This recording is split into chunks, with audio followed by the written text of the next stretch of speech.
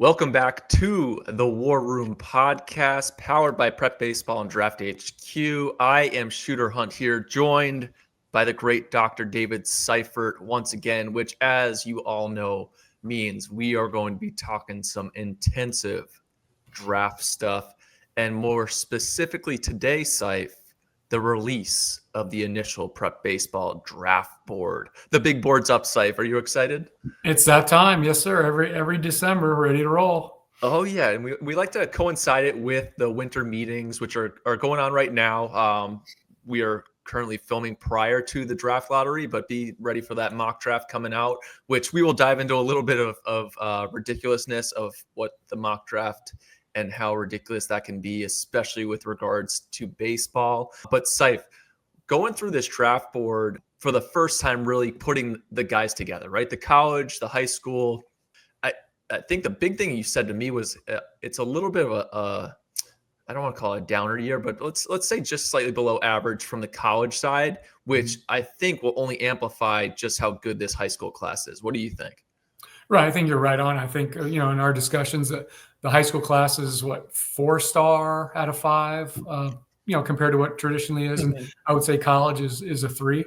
Now, with that said, guys get hurt, but guys also pop up and rise, and you have a whole lot of, shuffle. So it could rise to a 3.5-star year if there is such a thing. But right now, I'd say it's a solid 3. And we're going to go into more specific with players. Just kind of a vague outline from the high school side of things. I always look, it's always warm and comforting, right? When you can have a name at the top that kind of just solidifies the class, right? I think back to 2019, right? Bobby Witt Jr. just kind of put that out there. He's on a pedestal. It makes everything else go easy when you kind of have that top guy, which Ethan Holiday right now is a big name in the class. Now, I don't think the separation is quite as much as what Bobby was in that year of 2019, because there's some really talented guys behind him right now. But he's at the top of this draft board. And then even more so from a sense of looking at last year, where we really talked about, you bring up the star system, which everybody's really familiar with the football aspect of it. From the pitching side, last year we talked so much about there was a lot of depth in, I don't want to say second tier, but that next level, right? Hey, these are not slam dunk top 15 picks, Jackson Jobe types, Andy Painter types, Mick Abel, Noble Meyer, those guys, but there's a lot to be had. This group of arms has a lot of that, but also has kind of guys at the front end where there might be a chance where guys jump into the top 10. I'm thinking of Seth Hernandez, which really difficult for a high school right-hander to do something like that. But there's definitely the chance for that. And one of the discussions we had, right, you're talking about the college guys versus high school. We looked at Tyler Bremner, UC Santa Barbara kid, another Southern California arm, college guy versus a guy like Seth Hernandez. And I want you to tell me a little bit more about Tyler Bremner, because when you were describing him, what I had seen, I mean, shoot, this is 4 or 5 years ago when he was still just a wiry, athletic right-hander with a quick arm and, intensely competitive. It sounds now where he may have 360 pitches. Tell me more about Tyler Bremner, made him the number 3 guy, and we kind of put ahead, or didn't kind of, we put one spot ahead of Seth Hernandez. Yeah, Bremner's that guy, like you just said, in high school, he was good. You like the body, you like the athleticism, like how the arm works. I mean, there's a lot of things you like, but you just really don't want to put your name on that guy for big money, right? Mm-hmm. So he goes to UC Santa Barbara, a pitching mecca. And now, I saw him this summer. He was pitching in the mid-90s, touching a 97, I believe 98. Oof. He's got a plus breaking ball, but his 70 changeup, maybe, his better ones are probably 80 grade. It's just swing and miss. It's a diver. And the best thing, how he even separates it further, is he can make it dive right or make it dive left. He can I don't know if he's moving his pinky, at least that's how I taught it when I was coaching, but he can command it to both sides of the plate and give it different movement. And it's the same pitch. So it really has 4 pitches, and he locates his fastball. So as you know, as a former pitcher, like if you could locate your fastball, it's not just one pitch, it's 2 or 3. So, the guy just has 5 or 6 pitches based on those 3 fast breaking ball and changeup. And he's amazing. He's just an amazing pitcher.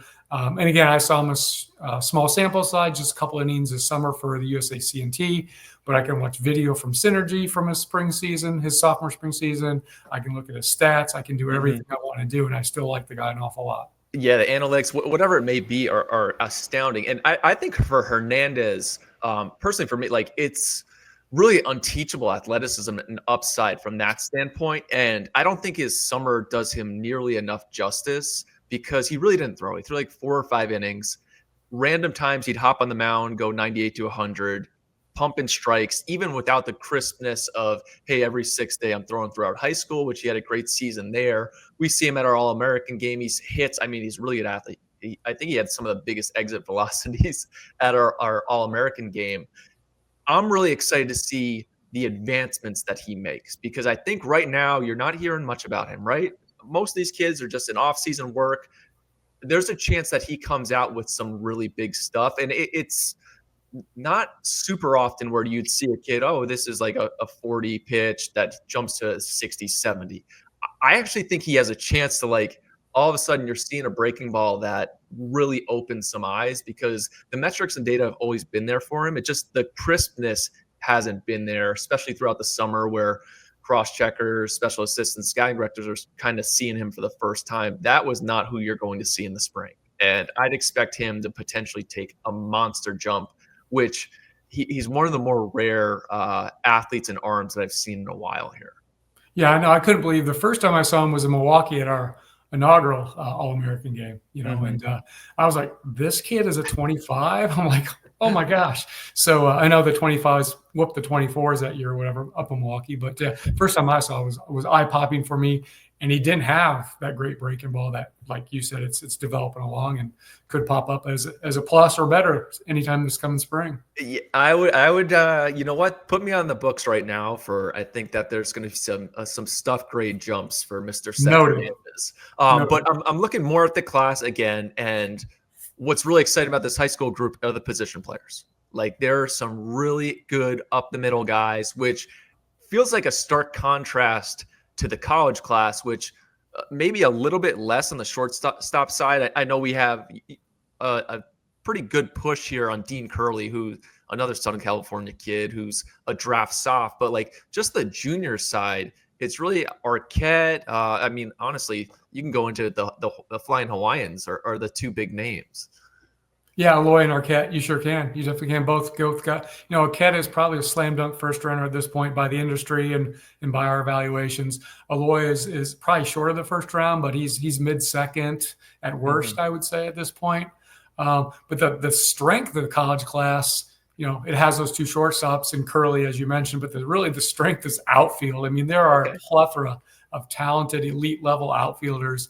I think 10 of our top 20 college prospects are outfielders. Actually, I know that.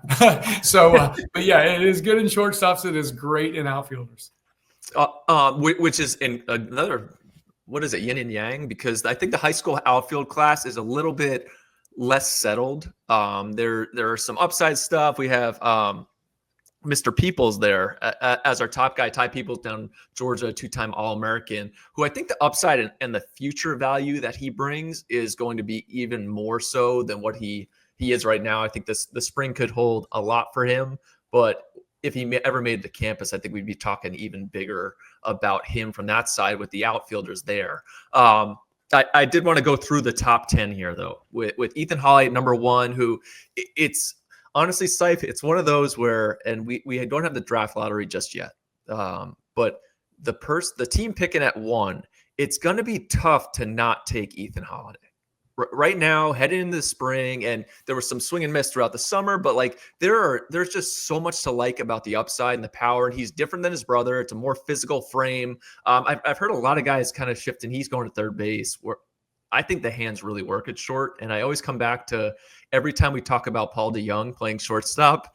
I just watching Ethan Hawley, the ball finds the right place in the mitt. He moves well. It's not a super bouncy like his brother Jackson, who is. Shoot, he flies now, which is remarkable. But he's only going to get better, plus arm, big power in the box, one spot ahead of Jace Lavalette. We've talked about in the past, his center field value may help push that some more. And Texas A&M is going to be an absolute force on the offensive side. He'll be in the SEC. The ability for that guy to go 1-1, definitely in the cards. Tyler Bremner at number 3. Is there a chance Tyler Bremner has a Paul Skeens breakout, like unbelievable season where he goes number 1-1? Is that a chance, Seif? I mean, I'm a big fan of Level A, but Bremner, he's got stuff again. The 260s, a 70. He's got the body type. He throws strikes. Most importantly, he throws strikes. I mean, Skeens was awesome, and he's still awesome. But what makes him awesome is he throws strikes, right? Yeah. Bremner does too. So that just further separates guys when you throw strikes with 3 different pitches. So could he be 1-1? Sure. At this point, I probably wouldn't take him there. But now if our Texas A&M outfielder goes out there and strikes out over 20% of the time and shows a little regression in the bat to ball, no matter how great his run, throw, and power tools are, then yeah, you probably got to go with the guy who throws strikes with at least 2+ pitches, right? Yeah. I mean, anything can happen, and you got more. You have way more history on Holiday than I, but I mean, I'm not betting against that family name, that's for sure. It's really difficult right now, and if you see me looking over, I'm scanning down my spreadsheet because we're going to really dive into this list and just even the split up of how it goes. But beyond that, it's going to be tough for a high school right-hander. Seth Hernandez at number 4, which is a huge tip of the cap to Seth Hernandez being ranked that high on this board, just how good he is. But a guy like Cam Appenzeller versus Jamie Arnold. So we went back and forth with this. Florida State left-hander Arnold, who has done nothing but miss bats with an invisible fastball, loose arm. You really liked it. We talk about Cam Appenzeller, kid from Illinois, who right now is hooping it up like vicious dunks right now. I think, Seif, you're going to head out to watch him in the hardwood. Is that true? I'm ready to go. I think it's January 10th. His school's about an hour and a half away from the house, but I'm wait till he's about a half an hour away from the house. So we'll be heading south a little bit here to watch him throw down some dunks, hit some threes. You know what? As it is in baseball, you want to get there early to watch warm-ups. Make sure you're there to watch pregame layups. I don't know, in Illinois, can you dunk in pregame? When the officials leave the court for their little pregame, yeah, then the guys start throwing it down. But when they come back, then it's all over with.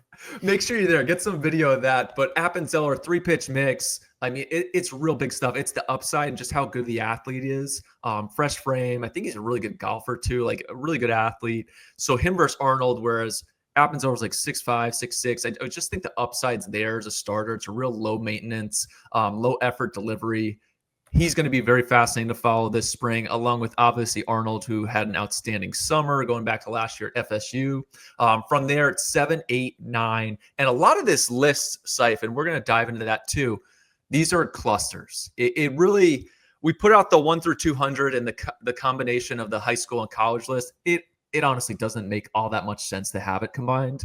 No team is going in with just that combined list. Right. That's why we separate the high school and college. We separate positionally. It's really important to go in with that horizontal build out. So rather than vertical 1 through 200, we are trying to build out, hey, this is a grouping here. So Brady Ebel, Kason Cunningham, Xavier Nyans. Hey, that's a cluster of high school guys that are really good.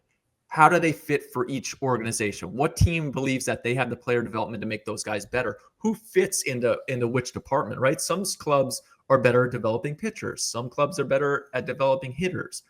It's going to be a little bit different. But those 3 guys are ultra talented. Brady Ebel, one of the youngest players in this class. He'll be 17 on draft day.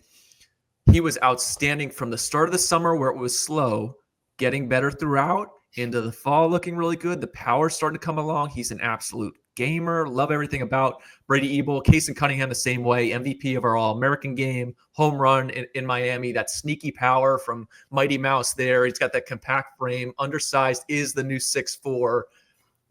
Just doubt him. Keep doubting him. It's not going to work. I will say this. I think Xavier Nyans might have the highest ceiling in this class. He is the type of guy who can challenge a kid like Ethan Holiday. He's 6'3", 6'4", 205, plus arm on the left side, probably shifts the third. The bat is going to carry the war. There's a lot of talk about the swing and miss throughout the summer. I think that the pitch recognition, decision-making was through the roof for a kid who's darn near from Canada up in Washington, who came off an injury to go into the summer against some of the top arms. Huge power. I anticipate if I was going to the spring as a club right now and I had to make a pick, I'm betting on that guy. I'm making sure I see that kid because that kid, Xavier Nyans, has a strong chance to be a top 5 pick, if not a slam dunk first rounder, because it's just huge tools and upside. And then rounding out the top 10, Mr. Excitement of the college game. I can't wait to watch Clemson all year. But Cam Canarella, Seif, in center field, does he have a chance to go 1-1? Or are you still more, hey, this once we hit pick 5, we're talking about this guy? I think he does have a chance, but he's going to have to show more power. And I get the fact that he had a shoulder injury last year, so he mostly DH'd, or all he did was DH for the most part. But, I mean, he has speed, although he didn't steal any bases last year. Again, they were just favoring the shoulder. But, man, he's a dynamic center fielder. Not quite the defender that Honeycutt was last year for North Carolina, but he is a tier below that, but it's still plus. But he does everything. He plays with fire in his belly. Just gets after it. No, he not only has tools, but he can play the game. You know, those guys separate themselves. So a lot of guys have tools, a lot of guys can play the game, but Canarella combines the both with the great makeup. So he feels also like depending on who gets the first pick and how teams are starting to chop things up, he could be a 1-1 on a haircut right now. Like, wouldn't you be excited? Like, hey, we're going to get Cam Canarella at 1-1 and save this much money so we can get these 2 other guys. No, you know how I hate haircuts. Don't even I don't I play the pick the best player on the board game. I don't pick I got some pool money, I'm gonna slice it up here and there. And I'm not saying you do. You're really good at it. You're really good at the scenarios and this and this.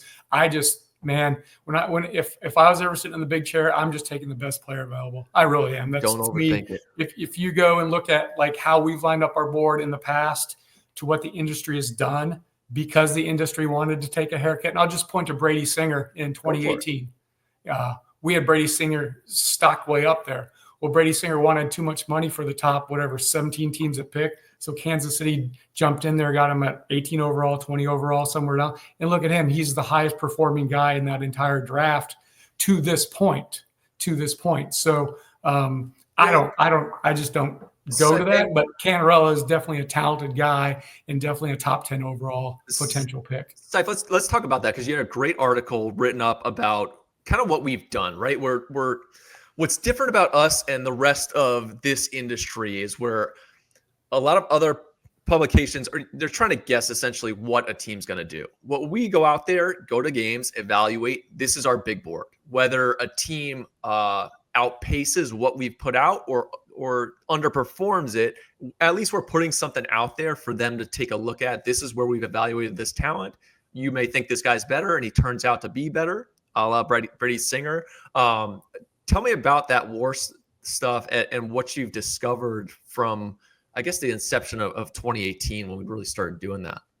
Yeah, and to lead things off, this is not anything like to diminish how great Major League Club scout players or to belittle that in any way. It's just a reflection and really a self-evaluation of the draft boards you and I and a former employee have put together since 2018, which is when we started Draft HQ. And I'll just start with the 2018 draft. That's the first one we did. And I just went top 10 picks the industry took against the top 10 on our draft board. Because like I said, we just line up the talent. We know a little bit about the makeup. We really don't know about injuries in depth. We don't really know about signability. We have a feel, but we don't have a hard and fast last minute notice from an agent like, hey, my player wants this much money. So then the guy falls. I mean, we all know about signability. We just base it on, hey, what we see. We go to the games firsthand. We do watch some video. We do dabble in the analytics, but it's just really what our eyes tell us. We grade the tools and we make an evaluation. So in 2018, our board was Casey Mize, Brady Singer, Matthew Liberatore, Jonathan India, Nick Madrigal, thanks shooter, Oregon State, Joey Bart, Jared Klenick, Ryan Rollison, he lefty from Mississippi, Alec Boehm, and Mason Denneberg. Those were our top 10. The industry picked very similar. They all had Mize, Bart, Boehm, Madrigal, India, Kelenic in their top 10, but their 7, 8, 9, 10, I'm sorry, those were their top 6, but their 7, 8, 9, 10 were Ryan Weathers, Carter Stewart, who hasn't seen a single day in the big leagues because he went to Japan, the whole fiasco there, Kyler Murray, who will never play in the major leagues. He's playing in the NFL. And then Travis Swaggerty, who did debut in the major leagues, but he's now out of affiliate baseball. So you basically have those 4 that the clubs picked 7 through 10, and you're replacing those 4 with the 4 we had, which were Rollison, Denneberg, which that's not a great start, but Rolliston's still pitching, Denenberg's still pitching. Brady Singer, who I mentioned before, we had him second. His career WAR so far, right, it was 8.9, which is the best in that draft. Outside of Logan Gilbert, who we had 15th, who was picked 14th. So, there we are right with the industry. But overall, so I'll wrap this up. Overall, in the 2019 draft to date, our WAR is 29. The Major League Baseball industry, based on who was picked in the top 10, who was actually picked, is 21.1. So if you do the math, that's like we're, 37. I forget what the actual percentage is. 37% better than the industry. And that's just 1 year. I did every year, but it really doesn't make much sense to look at 22, 23, or 24. Those guys are just getting started. No, not yet. And even 19, because Soto's going to Queens, and I think Brett Beatty's going to be an all-star because of it. Yeah, and if you just go to 2019, that was the Rushman, Bobby Witt Jr., that draft. We had Rushman 2 and Witt. We had Rushman 1 and Witt 2. That's how the industry took them. But then where we really differed from the industry is we had Corbin Carroll. We had him 5th, and he was selected outside of the top 10. So his 9.9 career WAR to date, goes on our side. We also had a couple other differences, and if I'm just scanning, like they had Hunter Bishop. Hunter Bishop was taken 10th overall. We did not care for him much at all, just because of the swing and miss. So we have several advantages, I guess, built into the 2019. And right now, our 2019 WAR total to date, career WAR, is 71.5. And the industries, again, their top 10 versus our top 10, the industries is 56.6.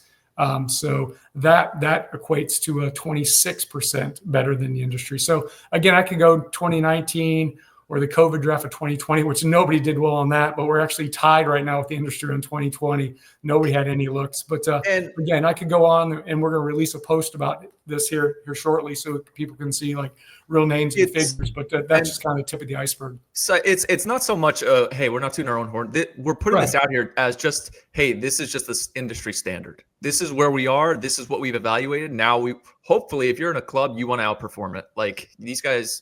If you're coming back like they don't know anything, we're taking James Wood in the second round. He's going to kill it, or whatever it may be from that standpoint. But jumping back into our draft board, which is why we put so much emphasis and time into this, right? Hey, we've gone out there. We're evaluating the talent, check the tools. Going back to this cluster, and hopefully Rhett the Jet, the producers, putting some nice video in here. But they're right after pick or the number 9 player. So Xavier Nyans, you go into Cam Kennerall at 10. Then there's a cluster of college guys, right? Some guys that we really like. Luke Stevenson, another draft soft, super 60 guy. Arquette at 12. Dean Curley at 13. Ike Irish at 14. And then Kyson Witherspoon, an Oklahoma right-hander, at 15. Hey, these are college guys. Really good. I will say, this is me from a distance from the college perspective. Kyson Witherspoon, huge buzzy name throughout the fall, big time stuff. Does he have the type of Skeens upside? Because outside of, okay, we got Arnold and Bremner in the top 10. Usually there's a fair amount of college pitching that ends up rising, right? There's going to be a bunch of first rounders in this midst. Does Kyson Witherspoon have that type of upside where he just jumps up? Yeah, I think he could easily jump into the top 5-6 picks. Again, 1-1 may be a little far away for him, but he's got the stuff. I mean, he'll consistently touch 98. He'll consistently show a plus to better slider, and he developed an average to above average changeup this fall. And he's done nothing but take off since he went from 1 year at, I believe it was Chipola Junior College or Northwest Florida Junior College. Excuse me. I should know which one. Somebody's mad at you. What's that? Somebody's going to be mad at you. Yeah, someone will be mad at me. But anyway, so he entered Oklahoma last year as a true sophomore, and he really took off this summer and this fall there in Norman. And so right now we have him 15th, middle of the first round, but there's no doubt he could easily float up into the top 5-6 overall.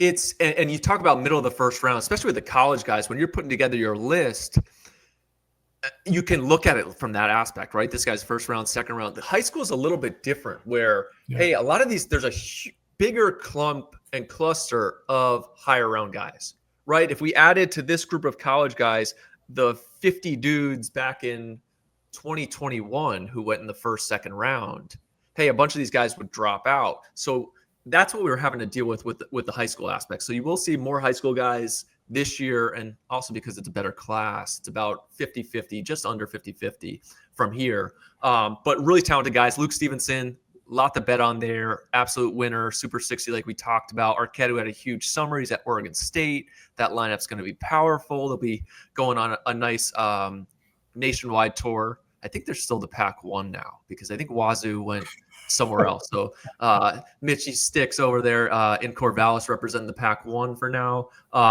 Dean Curley, which is a huge push from the college side. Upside, effortless power. We were talking about it, whether he could stick it short or not. You're betting on that bat, the power impact, plus defender at third potentially. I'm actually excited to see where he's going to play this spring because they have so many talented infielders in that Vol lineup. And then Ike Iris, who has really performed there at Auburn, Witherspoon. Then we go to a cluster of high school guys. Some of these guys that you've seen. Billy Carlson, huge summer, athletic shortstop. Go into what do you like about Billy Carlson? Because we talked about, hey, Carlson versus Curley. Is that a discussion that a team will be having? I would hope so. I would think so. They're very similar. I mean, Dean Curley has upside. I mean, because the upside for me is a 20-25, maybe more home runs, near Gold Glove caliber defense at third base, not shortstop, plus makeup, 80 makeup, 80 work ethic. I mean, guys love this guy. He's a leader. He's going to probably hit 275 to 295 somewhere. So, I mean, you're talking a 5-hole hitter that plays plus defense at third base. That's upside, right? Yeah. But body type wise, I mean, it's good athleticism, but the body is what he is. He's strong. He's 6 foot whatever and strong. There's not a lot of like rangy projection. And Billy Carlson, again, is just a 1-game look. A year and a half ago in Milwaukee at our All-American game, man, that dude can play some baseball. Doesn't have this hugely projectable frame, but man, he has tools. He hits the ball hard, and he is an absolute gamer. So very similar in that regard. He's gotten much stronger, can stick at shortstop. It's the best defensive tool in the class right now. And the bat has obviously went oppo in Miami with a home run, 2 hits in that game, can do it on the mound too, which is similar to Josh Hammond, who is in this cluster. Billy Carlson, Braden Jackson, Northern California catcher, who honestly, his draft profile for me increased with the fact that he can really defend in center field or in the outfield. I don't want to say center field. Can play at first base. I actually asked him, can you move over to third base? I think the bat's going to really play. This is the type of guy where if he gets to campus, we're going to go into the fall once he's on campus talking about this is a top 10 potential pick. So I think guys will be heavily scouting him throughout the spring, although his high school team is only okay. He'll probably lead off for them. Josh Hammond, who had a huge summer into the fall, where we're evaluating that from the shortstop perspective, infielder, power, gamer, athlete, can just do it all, son of a coach.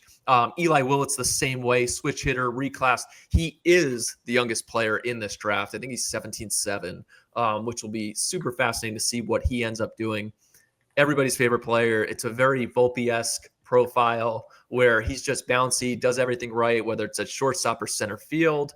There's tons to like about Eli Willits. They're all in a bunch, right? Billy Carlson, Braden Jackson, Hammond, Willits, different, similar.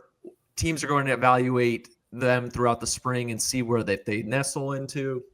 The next pocket of college guys, though, Seif, I want to dive into are some familiar names to the Super 60 circuit, or not the Super 60. Yeah, a couple of the Super 60, but to the prep baseball neighborhood. Ethan Petrie, South Carolina. He's a Florida kid. Loved him in high school. Devin Taylor from the state of Ohio. He's at Indiana, which is going to be a powerful lineup. Trey Phelps, another draft soph who we've talked almost ad nauseum about. We think he's got a chance to have a huge year. Brendan Summerhill, who's at 23, left-handed hitter, Super 60 alumnus from the Chicagoland area, really athletic kid at Arizona. Merrick Houston, another guy who was kind of under the radar throughout high school, a former future gamer at Wake Forest. Kid just does not make any errors there. I think he's got a chance to have a big breakout year. And then Max Ballou at Texas, who can really swing it, another former future gamer. Again, that's a cluster. This is a horizontal build-out. It's not 20, 21, 22, 23. Hey, these guys are all next to each other. We're going to evaluate going into the spring on those guys. But tell me a little bit about each one, or pick out a couple of those guys to talk about, Seif. Well, I think we just kind of clustered them together, and we let off with Petrie and Taylor. I mean, they're just two proven college bats. Petrie has 44 home runs in 2 years at South Carolina. Yikes. And he hit like 360 with 11 home runs in the Cape this summer with Wood. So he hit good, he hit good pitching in the Cape. He's hit it both years he's been in college. So he has more of a limited ceiling. I mean, he's a big, strong dude, and he's a corner. He's a right fielder or first baseman, right? So he's kind of limited positionally. Devin Taylor, he has more home runs his first 2 years than Kyle Schwarber had his first 2 years in Indiana. So we know what type of big leaguer Schwarber's become. Schwarber was a catcher who moved to the outfield. Taylor probably only throws well enough for left field. If you're, put him in center, he might be a step and a half slow. So he's kind of more limited positionally like Petrie, but we like the bat so much, they kind of led this cluster. The next two, Phelps, Summerhill, outfielders, both have great tools. Phelps is more proven, but he only did it 1 year as a freshman. He's a soft eligible this year, so we don't have really 1 year data on him. 1 year of looks, at the college level. He also really performed for Team USA, the CNT this summer, did really well. Summerhill had a great Cape going. He's an all-star in the Cape, and I was at the Cape All-Star game when Houston decided to run into the outfield fence and basically knock himself out. So you love how he gets after the ball. He's got tools. First saw him at the Super 60, 3 years ago, I believe, up in Chicago. Loved him then and have done nothing but love him since. Statistically, he's got not a lot, but he has some things to continue developing, specifically his power. And then Bellew, man, Merrick Houston, as you said, great defender, best defensive shortstop by far in the class. His bat is coming along. He's becoming more patient. He's driving the ball a little bit more. He's developing really, really well at Wake Forest. He's another one that could really jump into maybe the middle or even the top 10 or 12 overall at the end. Let me push you there about this versus that, right? What happens in the spring that allows Merrick Houston jump ahead of Dean Curley? Well, once one projects to be a shortstop at the major league level, and if Houston can show you his 55 raw power, he's got some 109s, 110s, exit velocities, then I think that, obviously was still a good bat to ball, limited strikeouts, walks, things like that. I mean, that just propels him because he has nothing to prove defensively, he has nothing to prove base running wise. His bat to ball, like I said, is really good already. So if he just shows more power consistently, I think that just bumps him above Curley, who I love, as you know, but Curley is going to be a third baseman. Houston is a shortstop, and shortstops go ahead of third baseman. I basically relate everything to late 90s Yankees and early 2000 Yankees. And I always looked at Merrick Houston, I would say it's a Jeter type, where it's not super flashy, makes every play. He is a really good athlete and has a chance to hit in the top two of the order. Never going to be a 3-4 hole, kind of slugger. But this guy's got a chance to hit, and he's going to make every play. And there just seemed to be some it factor around him at all times. Is it still kind of like that? I guess, I think the only thing for him to answer defensively, I mean, guys like, he throws a too high slot, right? Like traditionally shortstops are the natural 3/4. He's more high 3/4, and some scouts don't like that, but it works, right? It works. The shortstop, Braves drafted Andrew Simmons. Thank you. That was a higher slot guy too. So it really doesn't matter at the end of the day. But the thing with Houston that guys really want to see is he literally makes the good play, the great play, the fantastic play better than he does the routine play. Like the ball right at Houston gives him more trouble with the ball. He has to take 3 steps in the hole to his right, backhand throw across on a dime. That sounds more Ray Ordonez than Derek Jeter now, if we're going to the 90s New York baseball. Yeah. So anyway, that's kind of Houston's reputation right now. But I'm sorry, he's a plus defender. And then to wrap us up, so Max Bellew, who's always been able to hit, he's at 25 on here. Is there like a James Tibb type upside, where he's moving up into the upper half of the first round for Max Bellew? You know what? I think if there wouldn't have been a summer season, he probably would be right there at 15, 16, 17, somewhere right squarely in the middle. He was so bad this summer. Big 12 player of the year this past spring. He struck out a little too much compared to his walks, but he hit for average, hit for power. He's athletic. He can throw. He runs fine. But man, he was struggle bus all summer. It was a tough watch. He wasn't even starting towards the end of the summer. It became the strikeouts just piled up. But really good player. he has a chance to rise back up right there into the middle of the first round, which is probably where he, at the end of the day, he probably gets there. But I just couldn't put him there at this point. The poor guy was negotiating contracts all summer, I'm sure. He lost his coach. He had a new coach. He's trying to figure out if he's coming back. He was in a good spot. Moving on from those college guys, another cluster of high school guys. Now, this is an area for me where high school wise, we get into an intriguing spot where, hey, some of these guys could go to school. This is a push on the talent level of, hey, kind of that Tyler Bell area. So Jaden Fauske, who can really hit. He's going to have to do it throughout the spring. I think there will be some Midwest guys who go in and say, like, this is the best bat in the class. Like, there may be some guys that really go to bat for him. Gamer, tough, athlete. Positionally, we'll see what happens, right, Seif? Not positive he's going to catch. He'll probably play some center field throughout the spring. What happens if he goes to campus? Oh, this guy, the defensive isn't there. He goes to campus at LSU for 3 years, becomes SEC Player of the Year. What would you be saying in 3 years? This guy's the best hitter in college baseball in the SEC. Yeah, top three pick overall. Top three pick. So that's what we're kind of evaluating from the scouting set. And we always talk about it. That we don't have that future crystal ball that would say, like, if he had gone to school, he would have been a top 5 pick. But some team will have to go in that. Similar to Ty Peoples, who another guy who we haven't heard from in a little bit. I could see him coming out in the spring, having added 15 pounds of muscle. The power was coming along. We'll see what happens with him. That's definitely a push from our side. Angel Cervantes, an LA kid who the kid's going to pitch in the bigs. Like, that's flat out what's going to be there. I think there's some guys behind him who the stuff may be a little bit more beyond.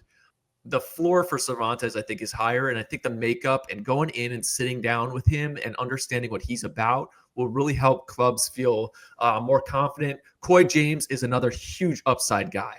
He's had flashes of brilliancy. He's had some swing and miss and tough outings. When it comes down to it, he's a really good athlete who does some freaky things. And I think analytics departments are going to be really excited about what he brings to the table. I think there's definitely some it factor. Any of the tough moments that I've seen him have, I immediately forget about, because I think that this kid's going to be really good. And another guy who, there were some guys saying he couldn't play shortstop. I thought he looked fine there, but like, can also with the outfield, just a really good athlete. Cruz Schoolcraft, who's in my backyard here, I'll see plenty of in Beaverton next year at Sunset High School. I mean, you don't find lefties who are going to be in the upper 90s, who are 6'8", 6'9", growing on trees. He also is an absolute excellent mover at the plate. It's going to be tough, Seif, to have a 6'9" left-handed hitter. He is bigger than Spencer Jones. Like, he probably towers over Spencer Jones a little bit, but he can hit. Another guy who reclassed, he'll be 18-3 at draft. He's got unteachableness. That's what it comes down to. There are a lot of trees out where you live, but they don't grow. You know what? Lefties don't grow on trees. That's There's for sure. something in the water out here. Everybody's tall and can hoop. But I will say that it is similar. There's a kid, Travis Sakura, a couple years ago out of Texas. I think the Nationals took him. He was the org pitcher of the year this past year. It was a bullying fastball. There was a little bit of question marks. He could also really hit. I think they are very similar in value. And the fact that Sakura has gone off and done so well, I'll be intrigued to see if Schoolcraft doesn't creep up a little bit. Trent Caraway splits up these high school guys. We have Trent Caraway ahead of Quentin Young, who is just north of LA at Oaks Christian there. Have him listed as a third baseman as well as Caraway there. Those two head-to-head are interesting. Caraway, another Southern California product who's at Oregon State. He is only going to be aided by the fact that Arquette is in that lineup. Really good lineup there. I think Seif, I'm probably the highest. And we kept pushing him up because I think he's just really going to hit. Another draft sophomore. Was hurt last year. I was shocked that he got to campus because I just thought that he would kind of be a slam dunk sign out of high school. So we'll see what happens there. Quentin Young can really move. He's got some unteachableness. Another reclass up from 26 to 25. I think he's like 18-2, 18-3 as well. So those guys at 31 and 32 are fascinating this or that. When you go into it, and again, signability will come down.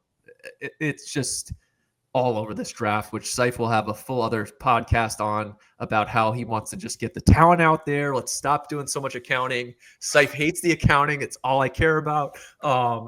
So those two are fascinating. But Caraway, Seif, you can go into a little bit more about him. But he was a guy for me where I just can't say enough good things. Now the defense is going to be called into question a little bit, and he's going to play on turf throughout the year in Corvallis. Although he'll make his way down by you. I think they're going to Iowa. I think Seifert, so you might have to go to that game. Yeah, I think I do have that one noted in the calendar. Yeah, definitely. They'll be used to the rain and cold weather, so they won't have to worry about that. But tell me about your looks at Caraway throughout the summer on the Cape. Yeah, I was very impressed this summer on the Cape. I mean, there's not really a plus tool there, but there's a lot of 50 and 55s. And I think you already hit it. Like, the defense is really going to be scrutinized. Can he stay at third base? He definitely has the arm strength, but does he have the mobility and the hands to stay there and at least become an average defender? The other thing is he had an absurd 38% strikeout rate last year, limited. I think he only had maybe 50 at-bats before he went down with a hand injury, but he tried to battle through that hand injury. And a lot of those strikeouts were the result of trying to play hurt before he just shut it down. So I saw a healthy Caraway this summer, really liked him. He actually outplayed Bellew in the summer. And I know it's not a summer look for summer look, but I think the reason he's, 7 spots behind Max right now is just because he just doesn't have that track record in college yet for us. And as you mentioned earlier, Caraway is a sophomore eligible. So there's just that short look this past spring for Caraway, whereas Bellew has done it for two full years. So, but Caraway easily could jump into that top 20. Again, there's nothing plus, but it's a very good baseball player and a very good bat. How far apart? So, what about, let's talk about Tommy Troy, Matthew Shaw. I think Troy's a little bit, Troy's a little bit better because he played shortstop, and he played shortstop well enough to say, okay, well, he's got a chance. Well, Caraway just doesn't play shortstop. So that's a fair comparison. West Coast guys, body type wise, things like that, arm wise. But I just don't think, and every draft's different, right? Some drafts are deeper than others in college or high school, like we talked at the beginning. But I just think he is a little 10 spots lower than in the same draft. He'd be 10 spots lower than Troy. Again, my hot take.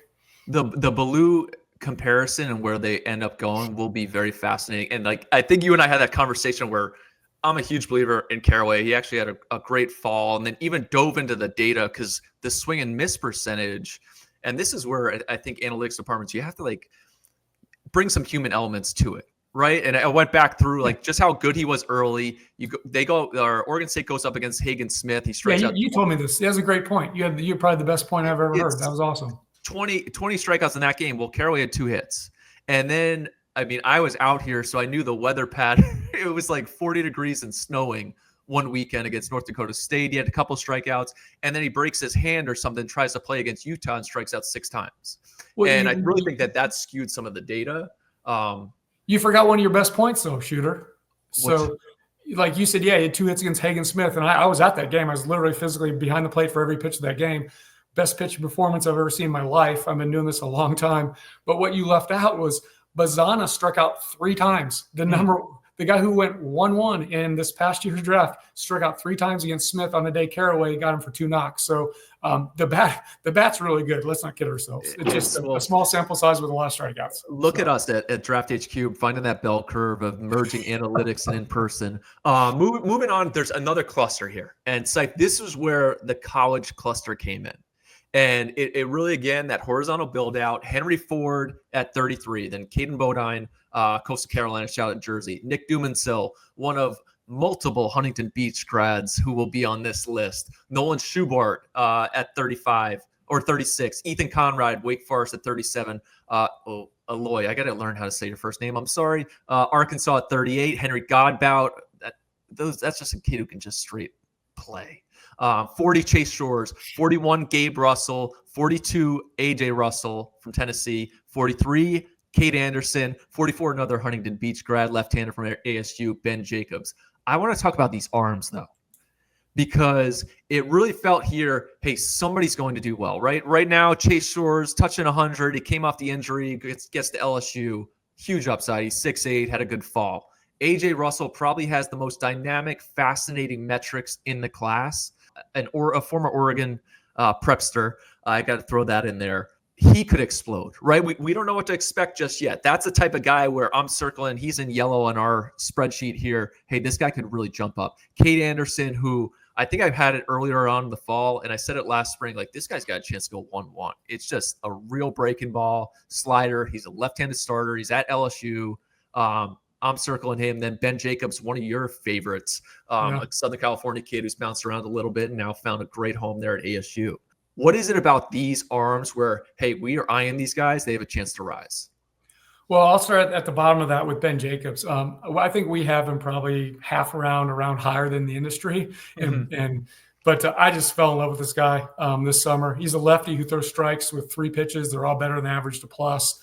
And if you just look at his stats, lefties who strike guys out have a lot of success in pro ball, and they do it for a long time. And that's what Jacobs is for me. He's a low 90s lefty with a plus breaking ball, plus changeup, throws strikes. Struck out like almost a batter and a half per innings pitched last year. And he reminds me so much of the guy from Florida International, Logan Allen, 3-4 years ago. Okay. We had Logan Allen a half round, if not a round, higher than the industry. And he was one of the first big leaguers and is one of the best big leaguers from that class. And I forget, it was 2021 maybe class. But Ben Jacobs just reminds me about him a lot. So he's up there. 44th overall is like early second round when you add in all the comp picks this year. And then working way up from there, Cade Anderson, he's just progressively got better and better. He's a sophomore eligible. He's always had a good fastball. He's always had a good breaking ball. And he developed and showed an above average changeup this fall at LSU. So he's a riser. We're too low on him. We're too low. Too low. All right. That's fine. I like lefties. You know that. And then AJ Russell actually has the best fastball metrics of any college right-hander in the entire draft. It's just that AJ Russell can't stay healthy on a consistent or a long-term basis. So this guy is a dude. This guy has just nasty stuff like Bremner stuff, right? So if this guy's healthy, he's top 10 overall. But he broke down last year. He didn't pitch at all this fall. He's still trying to get back, but we have him in a good spot. We don't want to eliminate him. We want to keep him warm. And I think where we have him is a really good spot to keep him warm. I think all those guys, and you talked about it, like staying healthy, like Shores, Davis, Russell, like those 3 have top 10 pick stuff. Like they can shoot up, and where they play, LSU, Oklahoma State, Tennessee, they will get plenty of chances on the national stage. You probably won't find a bigger fan. I mean, and one up from Russell is Gabe Davis. You probably won't find a bigger fan. I think he's a starter. I think the question is, a lot of people think he's a reliever. That's why he's lower. I mean, I think we at 41 overall. Again, I think he's a little higher on our list than the industry, just because I think he's I don't know, maybe he's not a slam dunk starter, but he's 6'9", and he keeps his delivery together really, really, really well for 6'9" guys. Most guys 6'9", they're kind of all over the place. He does it. He repeats it. He throws strikes. He's up to 99, 100 miles per hour. He has a breaking ball. He's got to develop that third pitch, and he's got to prove he can start. If he does that, he's a top half of the first round. I believe he dislocated his shoulder this fall. He had some minor injury. I think he was hunting and fell down or something, one of those stories. Oh, no. So he did not pitch this fall. But, I mean, again, extremely talented. And then Chase Shores. And kind of what we did, we put Shores, Davis, and Russell all kind of together because they're all kind of coming off injury or had an injury. And Chase Shores, he's come off Tommy John, but he had a really strong fall at LSU. He's another right-hander that touches 100. He kind of looks more relieverish to me than Davis. But again, we're just kind of keeping all these guys warm, and they're all super talented right-handers right there. There's a little separation to this next group, which is still really good. But I want to talk about the arms. So like 58, 59, 60. Matt Scott, who's at Stanford, big hard throwing kid from New England. Cam Leiter, another Jersey kid at FSU.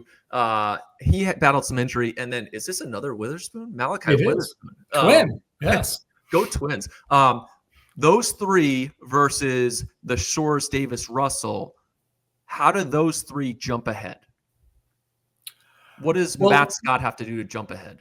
I think on some lists, I think Matt Scott is ahead of those 3, or at least 2 of those 3. Matt Scott's a tall right-hander from Stanford, throws hard, got a good breaking ball, just needs to find control and a little more life or deception or something to his stuff.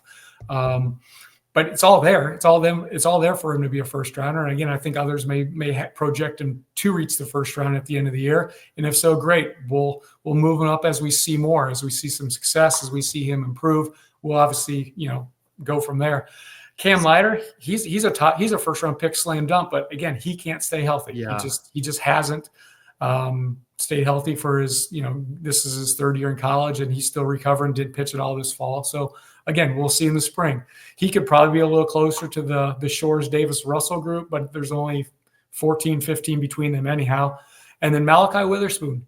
I don't know this as fact. I believe it as fact because it's told to us by our staff in Florida, who is awesome. But he used to be the better of the two twin Witherspoons. We spoke about Kyson earlier. Malachi's is mid to upper 90s as well with the fastball, has a good breaking pitch. The changeups may be a little bit behind now where Kyson's is, but Malachi's is steadily risen as well. He used to be better prospect than Kyson. Kyson passed him last year in the summer, but Malachi had a really good fall as well in Norman for the Sooners, and he's risen up draft boards as well. So I'm going to cut in for 1 second here, looking at Matt Scott, because let's go into the shooter hunt data brain here. Things to look at for Matt Scott. Stanford will go to Chapel Hill March 7th, 8th, and 9th. They will go to Charlottesville in the grounds of the great University of Virginia March 27th, 28th, 29th. They will go to Clemson April 11, 12, 13, and then they'll head up to Chestnut Hill in May for a nice home visit for their Matt Scott. And then they also go to NC State. So all those Carolina scouting directors and areas that are easy to fly into for those guys are going to get plenty of looks at this kid. He's going to have all sorts of opportunity. That's how you got to look at it. So, although were those 5 cross-country trips that I just banged out there? That was. You just banged out 5. Yes, sir. My gosh. Stanford ACC. That, at least, you know what? At least we'll have a way better command center situation than the Periscope that Stanford was streaming for the They just might set up a satellite university for like 3 or 4 of those weeks too. They just may stay out there. So. I mean, they should be able to catch up on all that schoolwork. They're smart safety kids. school, no? Smart kids. Stanford, those Tulane graduates, they're all really bright. But that's something we're looking at with this list, right? Those guys can rise. This is a situation we're putting this guy's here. Hey, Mark Leiter, that dude's got crazy good stuff. He's 6'4", big frame, obviously tough. He's from Jersey. He's going to be in the ACC, have a chance to make those huge jumps. I'm excited to see those guys. There is, after Jacobs, though, a few high school guys. So Omar Cerna, who at 45 as a right-handed hitting catcher, that's saying a lot about him. It's big power profile. Is he going to stick behind the plate? We will see. He's done a great job getting his frame in shape. He's eyeing a really big year there in the Houston land area. It's huge power. He just hits the ball with some serious authority. Jacob Parker, another prep baseball All-American. The frame is easy to dream on. Mississippi State commit. Again, I think a lot of these guys, when you're looking at the top echelon high school guys, a fair amount of them are going to go to school, right? They're going to bet on themselves. There's enough guys getting paid out of school where these guys will go. We are not taking that into consideration. This is just the talent level. At 47, Matthew Fisher, right-handed pitcher from kind of your old stomping grounds there, Seif. He's the Evansville area right-hander. Had a huge summer. Really talented right-hander. It is easy as it gets. Also a quarterback. So he spent the fall as QB1. He is older for the class. I think he's like 19.5-ish. I don't want to misspeak here. But it's so easy, so repeatable. Get used to hearing that name. I'll make sure to go out and check him out. We got Andy Bennis 2.0 here, or what we got? It sounds like Andy Bennis 2.0. I always go back to stud right-handed pitcher. Let's go. It's super easy, like Lance Lynn type stuff, where he's spotting the fastball to both sides. Not as much of a durable. I mean, Lance Lynn is. I mean, we're the same year, which is embarrassing to me that I'm here talking to a podcast and Lance Lynn's getting ready for season number like 18. Good for him. Brandon Compton, who I can think back to when he was in the state of Arizona. He was a two-way high school kid that we just loved, the makeup and so much goes into like, hey, this guy can do it. hey, we just know that this guy can do it, because it wasn't the loudest tools in high school from Brandon Yeah. Compton. And it's still not. It's still not, but it's loud makeup and loud bat. Oh my gosh. And you want to bet on that guy. So it looks like you kind of have him in that second round offering here. Now you brought up James Tibbs 2.0, right? You brought that up earlier. Like, Okay. if there is a Tibbs 2.0, Compton is that guy for me. And man, I just saw he hit in the Northwoods League 2 summers ago. He hit obviously great at ASU last spring. He hit awesome in the Cape this summer, but he is a hitter. I mean, he used to pitch too. The arm strength just hasn't rebounded, but man, I'm a huge Compton fan. So 48's probably at the end of the day a little too light. That's just how that's just where we have him right now. But like even 48, I would say like take out like 8 of the high school guys. He's at 40. Like, exactly. Which that's how I would equate it. If you're going through this list, like, oh, this guy's way too low. Well, like honestly, half the high school guys are going to come out. Yeah, like that. Most of them are not going to find. Yeah, but as far as Tibbs, Tibbs. This is my comp for Tibbs. This is a really good. And RJ Austin, we talked about a lot. Like RJ Austin's probably one of the more polarizing players, where he could come out and be SEC Player of the Year, and all of a sudden, like, everybody was too low on this guy. I'm excited to see what he has. Continue to go through Danny Dickinson. Look at him. Transfer over to LSU. He's a Washington product. I can't wait. Later in the year, Seif, we're going to start breaking down some then and nows of guys like Danny Dickinson and the kid at Cal Bap. Like, those kids put in work when they were not mega prospects. And I love everything about that, where this guy got to work and just loved baseball. Jalen Flores we have on here, talking about we got to find some shortstops. He was draft eligible last year, went back to school. It is a great time to be a college baseball player in the state of Texas. You got an arms race going on right now with NIL. Moving on from there, Reed Worley, who another prep baseball American, huge push from our side, crazy big metrics, starter profile, Kennesaw State commit. Excited to see him at the Super 60. Seif, you will see him as well, as the sun has just come out here and is absolutely blasting me. Sorry, Rhett the Jet, for that. I will fix that in the future. Hopefully Santa brings me some blinds. I want to talk about Nico Partita, Seif.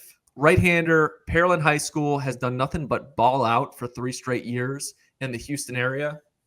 I anticipate Nico Partita and a kid named Mason Pike, who's a little further down on here from the state of Washington. Those are going to be 2 major names in the spring. Those are going to be names that guys, we're kind of quietly keeping under our belt with how much we like them. Those are absolute ballers.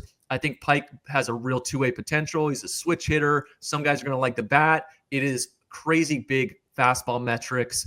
Kind of Tink Hensish, who's going off for the Cardinals right now, Arkansas product, high school product. But Partita has done nothing but win. He plays shortstop, Seif, at Pearland, which is a powerhouse there in the Houston area and the state of Texas. He did not pitch last spring until the playoffs when they needed him. Oh, we need you to close this game. And didn't pitch all spring, comes in and he does his thing.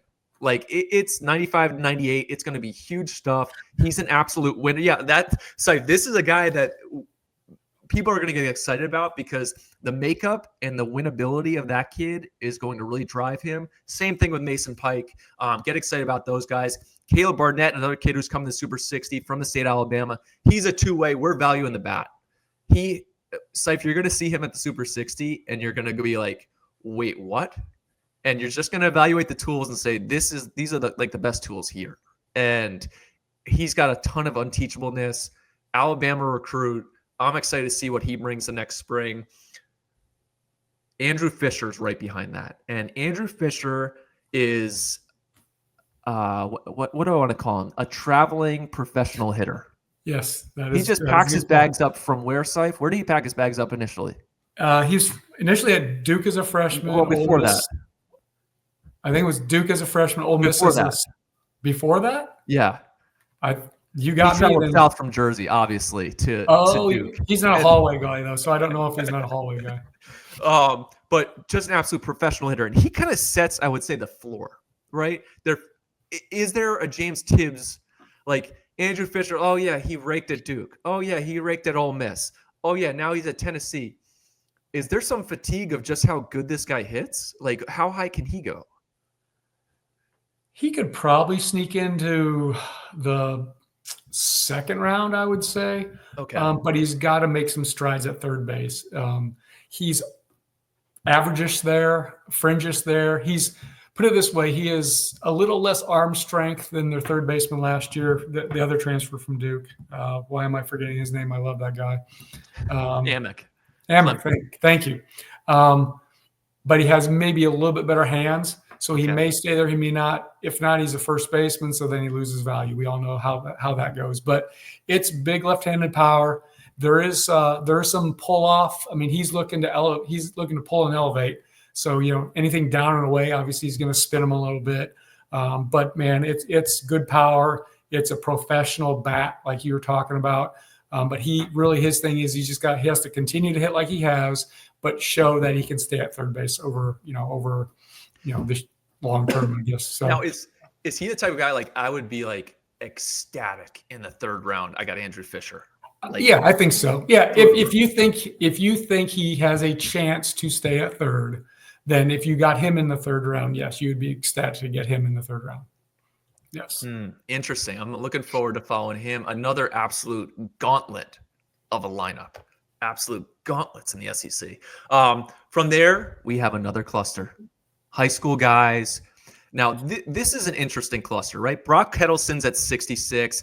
Outfielder, sweet stroke, another 17-11 at draft. He's committed to Stanford, Northern California kid, also pitches. He's actually fairly similar to what Spencer Jones was coming out of high school. We're a long, lean body, two-way. Some guys like it on the mound. I always loved his bat. Hopefully he's hitting home runs in the Bronx next year. We'll see. Kettleson, I could easily see getting to school. And then 3 years from now, we're talking about how did this guy ever make it to campus? So somebody's going to have to push on that and really challenge a Stanford degree. Caden Crowell, the same way. He was a prep baseball All-American. His best days are ahead of him. Playing hoops right now.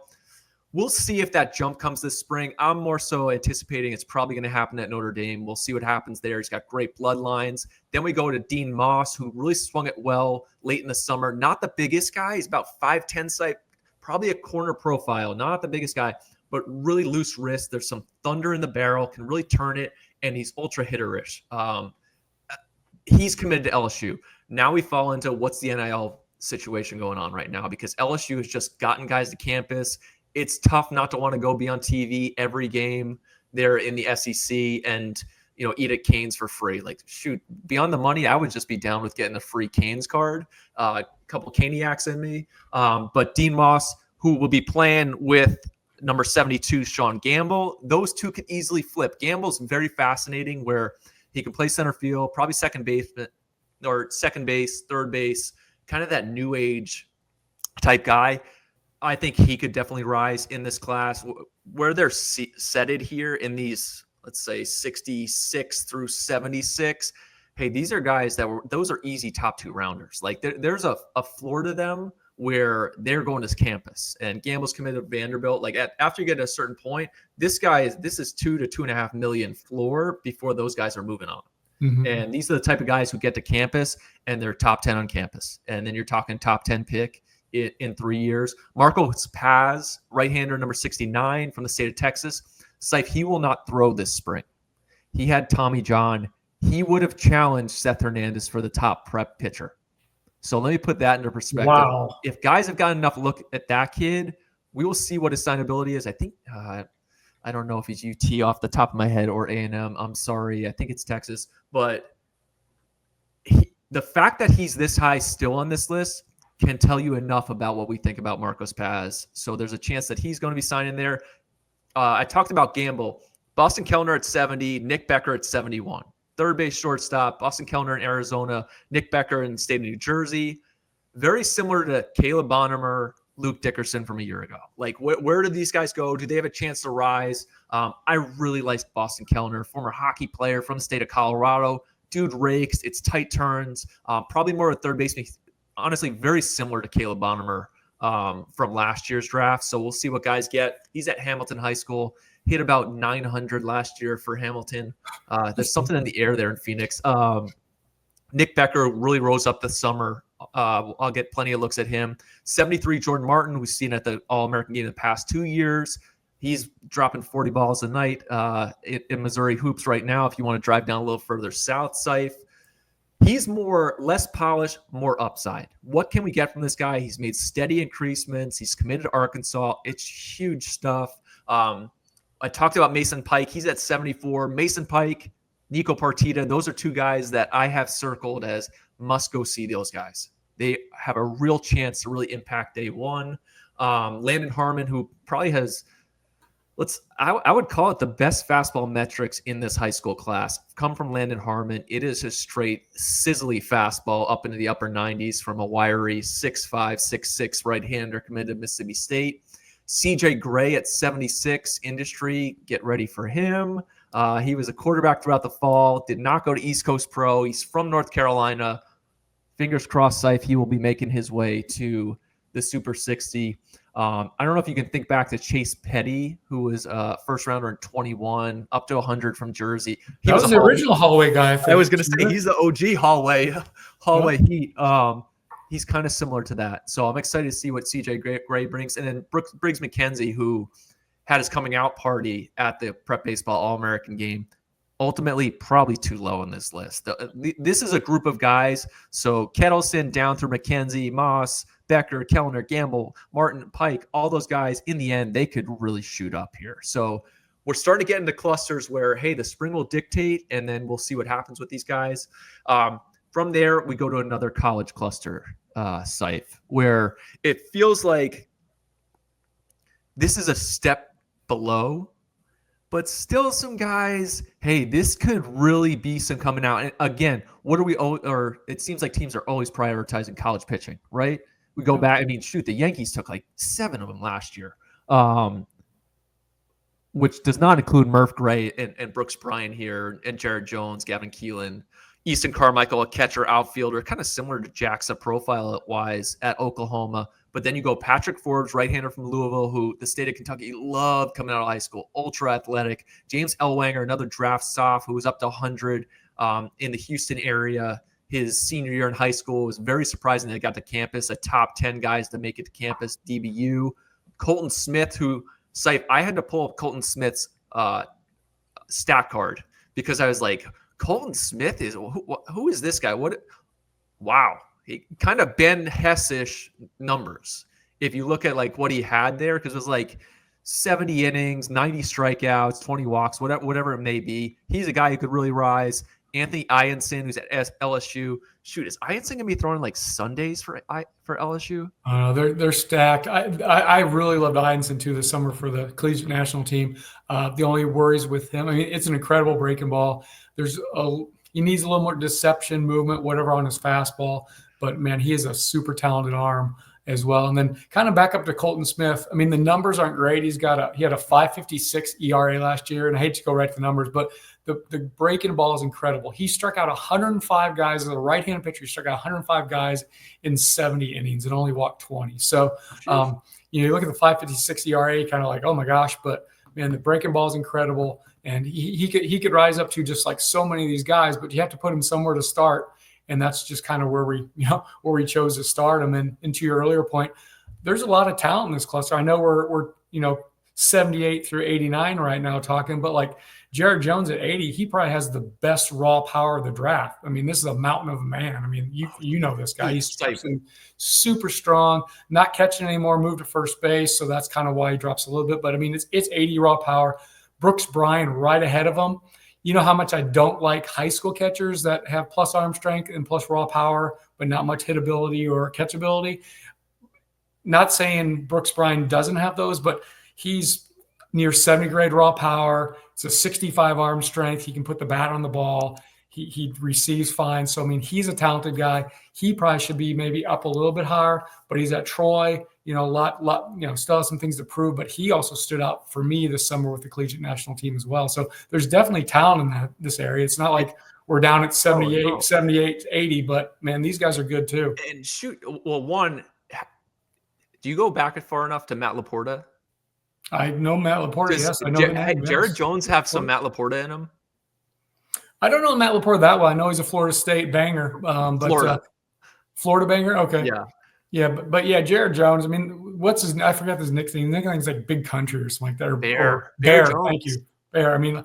Huge, tremendously strong. He'd be playing tight end or inside outside linebacker for something. The guy's Progressive is still paying out car insurance because of what Bear Jones did at Lake Point.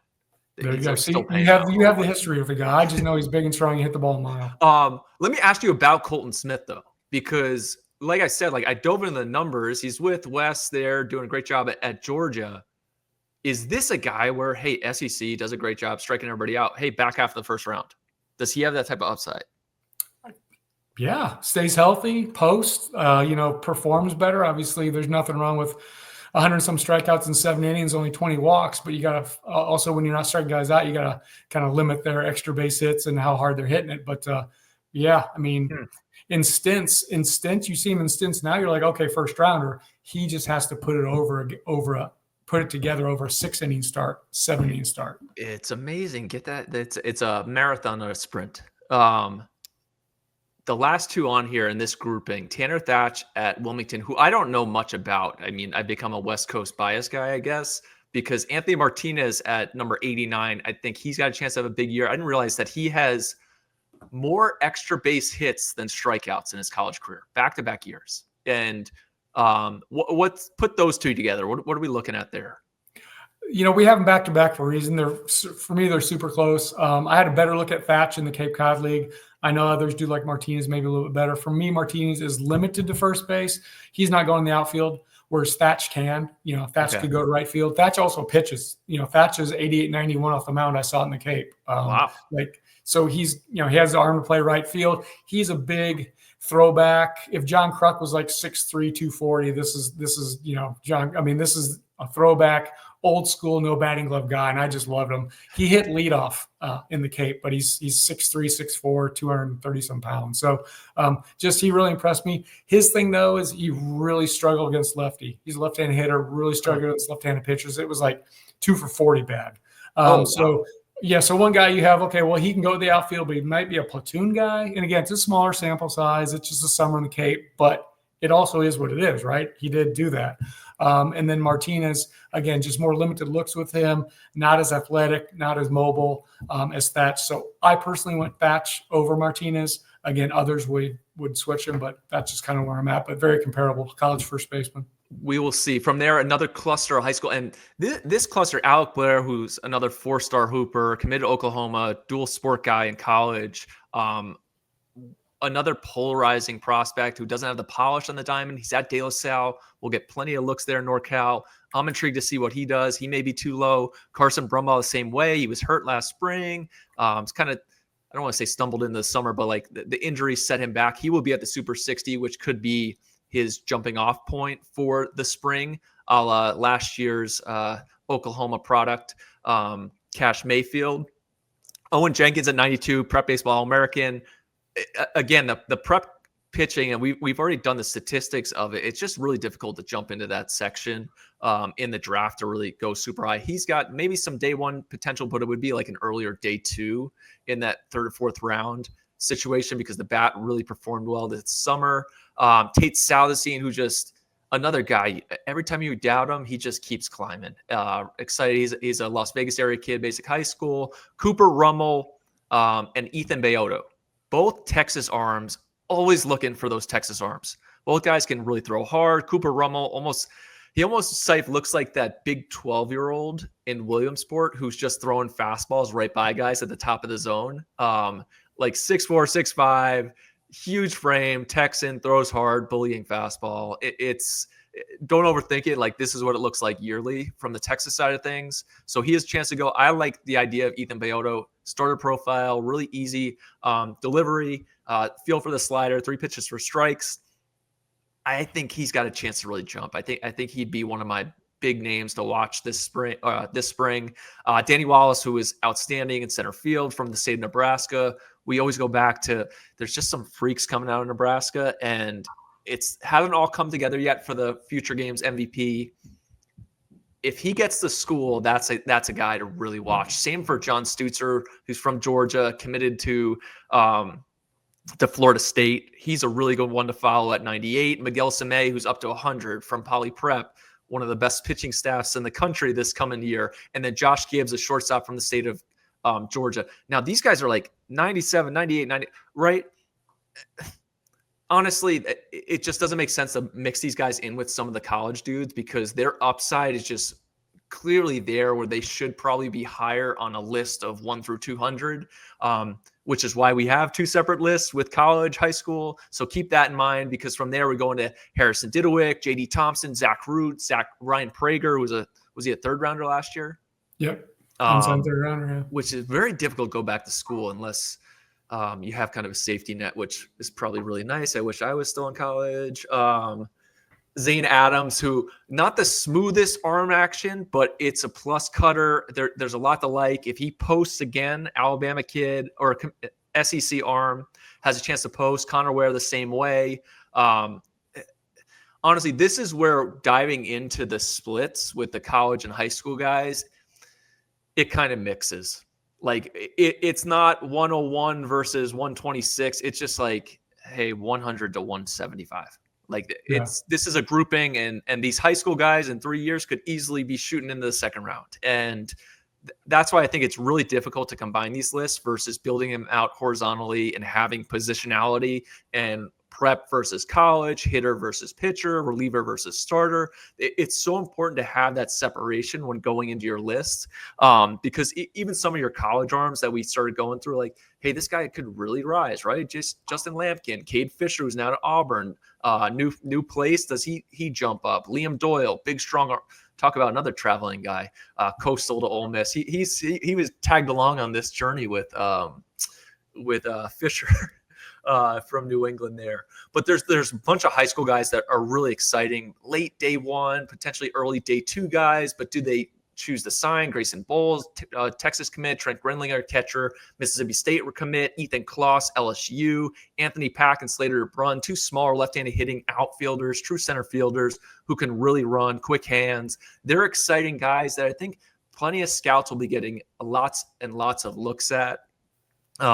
But Seif, this list, we did go 200 deep, and we're going to kind of wrap it up here because we've gone more than an hour, which this has been awesome. And it is fascinating to the listeners out there watching along. These are the behind the scenes discussions we're having, like this guy versus that guy. Hey, here are some pockets where we think these guys can jump. And I think if you look at this list, 100 to 200, hey, there's a lot of high school guys in there that I anticipate making huge jumps. And I can easily see area guys being like, these guys are so dumb. This kid's going to shoot up. He's got a chance to go day one. I believe it. I'm looking at all sorts of arms on here, especially. And that's something that from the high school sides, data-wise, the last 5-6 years, our top 100, they're going to come from there. That's where those high money guys are going to come from. There will usually be one, especially right-handed arm, Seif, that will come from outside the top 100. So I am eagerly awaiting who that guy is, and you can count on me going coast to coast, going around the country to find out who he is, because I want to uncover that. I want Prep Baseball to continue that dominant WAR average that Seif led off the show here with. But do you have anything else from the college side that you want to get out there as we head into the winter break? These guys are in the hallway building up their heat metrics. They got their plyo balls. They're doing pull downs. They're getting on the mound. We're doing hitters versus pitchers. We're getting under the squat rack. What more from the college side do you want to get out before we head into the spring? I mean, you kind of hit it on the head. I mean, the further down the list you go, the more the players become alike, right? Like, so there's really, the top 10 or 15 that separate themselves. And then the next 20 guys, I don't say they're interchangeable, but as you continue to go down every 20, 30 players, the guys are more alike, whether they're pitcher or hitter or whatever. The skills, the tools just kind of blend together. And then from there, it's just a matter of like, okay, which one's staying healthy? Which one's stepping up? Which one's improving? And those are guys that fly up, while the other guys may be having a solid season. They don't. They stay in place, or they go down because they suffered an injury or whatever. But so with that said, the draft board is fluid, right? We've shown we can get it really good right in the end, and that's more important. But this is just our starting point. This is our top 200. If you have a favorite player and he's not high enough, hey, hang with us. We'll acknowledge it. We'll see it. We'll see it for ourselves, and we'll adjust. So make sure to let us know who we're missing. This has been outstanding. Check out the draft board. We got a mock draft coming out, along with headed to ABCA to learn as much more as we can about the sport of baseball, and then heading into the spring where you can count on us to be out and about, boots on the ground, trying to give the most credible and comprehensive information in the scouting community with regards to the MLB draft. This has been another episode of The War Room. And until next time, Dr. Seif, can't wait for baseball season. See ya. See you again soon.